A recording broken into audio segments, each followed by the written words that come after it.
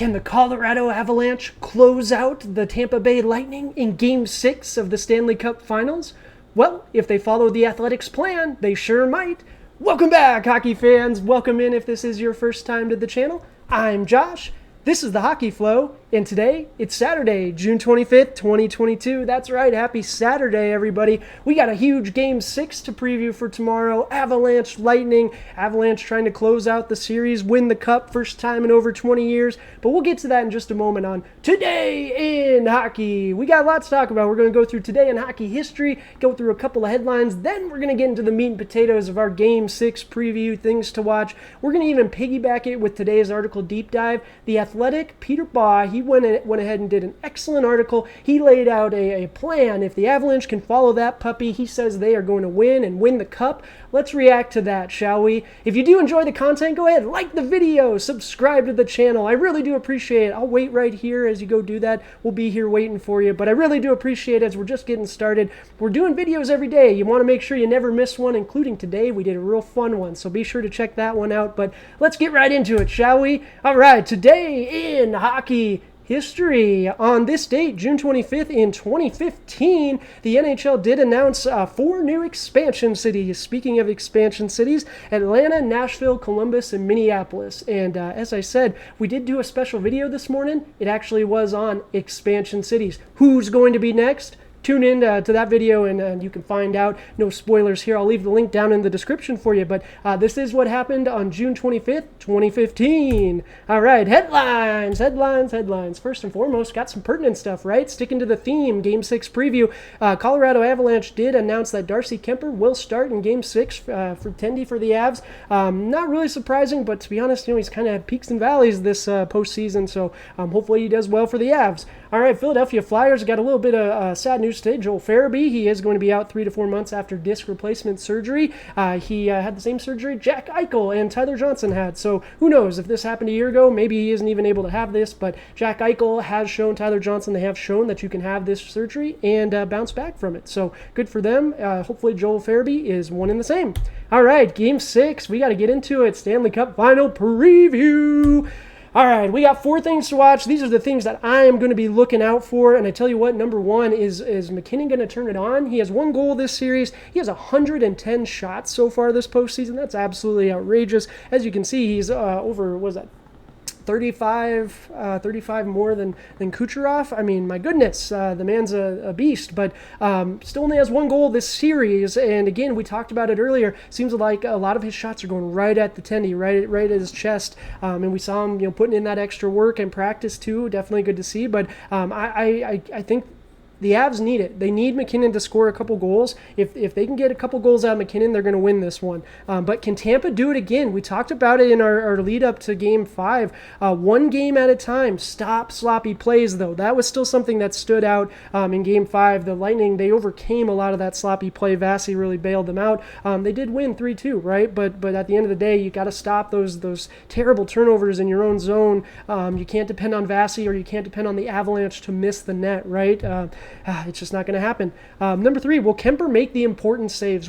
This is actually a little bit of a spoiler. I put this together and then I read through that article. I'm like, oh, goodness. Guess I'm not the only one with that same thought. But Francouz is waiting in the wings, right? Like he's sitting there. I don't think they're going to make a change unless Kuemper does something egregious or gives up something, maybe a few really, really quick or something just crazy like that. But can Kuemper make the saves he needs to, right? And for the Avalanche to win, McKinnon gets a couple goals, and if Kuemper can make an important save, I really think the Avalanche are going to close this one out. Last but not least for the Lightning, can Mikhail Sergachev keep this up? My goodness, with Chernak nursing this injury, he had to leave for a little bit last game. The game before, I believe he left, and Sergachev played, was it over 35 minutes? My goodness. But he's also been very effective, right? It's not just that he's filling in and playing on the offhand or his offhand. He's also been very effective. His numbers have been really good. So nice to see. Haps fans, I'm sure you guys are a little sad about that, but still, he's doing real great. So that's going to do it for, those are my things to watch. Let me know in the comments what you guys are looking for in particular out of tomorrow's Game 6. Can the Avs close this one out? But all right, we're going to get into my playoff pick, okay? We're not going to take into account the wonderful Peter Baugh's article, but we got to get into our pick. As you can see, we did finally get off the schneid. We're 38-30 on the postseason, doing pretty good. And I tell you what, I asked for more hockey, and we got it. Are we going to do it again? I think so. Tampa Bay Lightning are going to win this one. I know this video is very Avalanche-centric, and I tell you what, that's because the Avs are trying to close it out, right? We talked about this video a couple days ago. That 2001 Avalanche team, they talked about having to go through it, knowing what it takes to win. Well, this Tampa Bay Lightning team knows what it takes to win the Stanley Cup. This Avalanche team doesn't yet. They're very close. They have to get over that final hump. I want more hockey. I want a Game 7. Tampa's going to win it. They're going to win Game 6. We're going to go back to Colorado for a Game 7, absolutely. All right, The Athletic. We love The Athletic here at the Hockey Flow. We return to it again. How the Avalanche can win Game 6 and the Stanley Cup, coming to us from the wonderful Peter Baugh, and I appreciate you, sir. Wonderful article again. And let's see. Let's react to this plan, shall we? So the Avs are 8-1 on the road this postseason. Here's the plan to keep it rolling, and that's really interesting. The Avalanche have been very dominant all postseason, but especially on the road. That's really great. 8-1 so far, and they're going to have to do it again, right? They're going to have to do it again to close it out. Number one, Kemper making saves he's supposed to. We just talked about it in my preview as well. Darcy Kemper's got to make these saves, right? In Game 5, we had Jan Ruda's slap shot, Palat's game winner. Baugh points out that those probably should be saved, right? Those were a little weak. So he's looking for Darcy Kemper. If Darcy Kemper can make the saves he's supposed to. He didn't even take it as far as I did, where I said he needs to make the important saves. He's just saying he has to make the saves he's supposed to.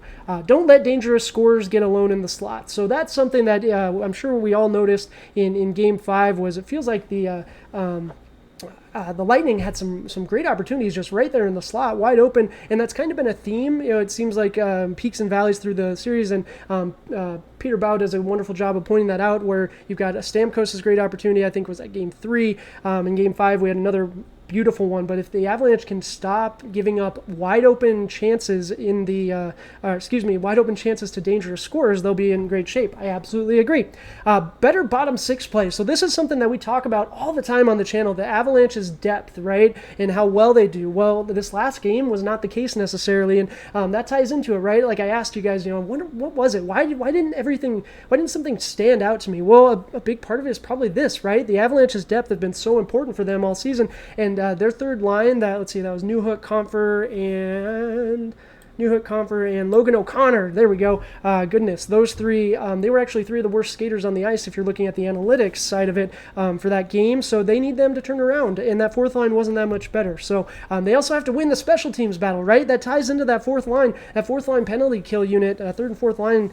Those penalty kill units have been so excellent for the Avalanche all season, 80% on the season. I think they probably creeped over 80% again for the postseason, but they did give up a 4-on-3 goal, and the Avalanche were 0-2 themselves on the power play. And tell you what, that's the thing. Games 1 and 2, I was mesmerized. Even games 3 and 4, I was mesmerized watching the Avalanche's power play. So much speed, the quickness, they're making the right decisions, and we didn't see that as much in Game 5, and the numbers show 0-2.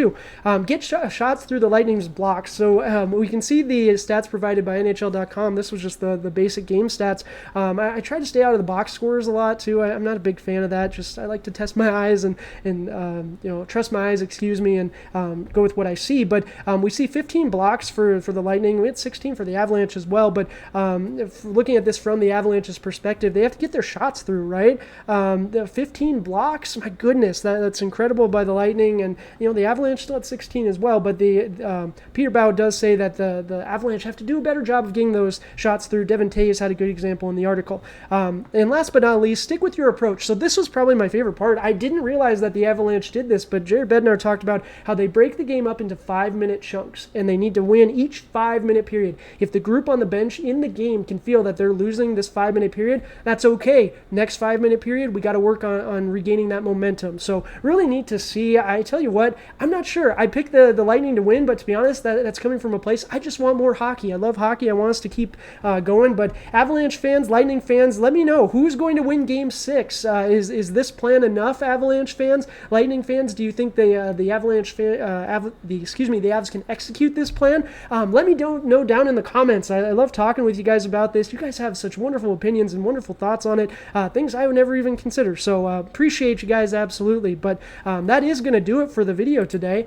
We are doing a giveaway at the channel right now. We're on that race to 100 subscribers. So thank you guys so much for the continued support. Once we hit that point, we're going to do a video and I'll have you guys comment on it with favorite team or something like that. And you're going to be eligible to win a $100 gift card to Fanatics or NHL.com. That way you can buy something that for your favorite team, just so I can say thank you to you guys. I really do appreciate it. Until next time, though, cheers!